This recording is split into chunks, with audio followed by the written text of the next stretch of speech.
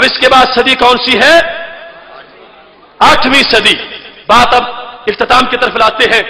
8ویں صدی، یہ ابن کثیر جو ابن تیمیہ کا شاگرد ہے، اس نے اس حقیقت کو لکھا.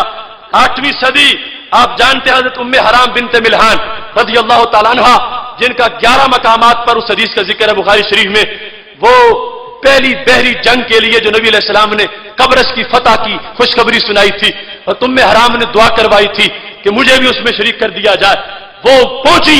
حضرت عثمان غنی رضی اللہ تعالیٰ عنہ کے زمانے میں ان کی شہادت ہو گئی اور قبر ان کی وہاں پہ موجود ہے.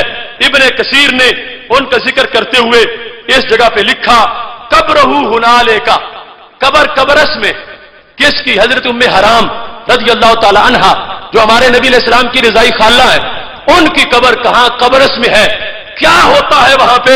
کہتے ہیں یعظمونہ، وہاں پر اس قبر کی تعظیم کی جاتی ہے. آج اگر جنت البقیع میں، جنت مالا میں تم جاؤ تو تمہیں ایک مخلوق نظر آئے گی بوٹ پہن کے قبروں پہ چھلانگے لگاتی ہے. اور ادھر کیا ہے؟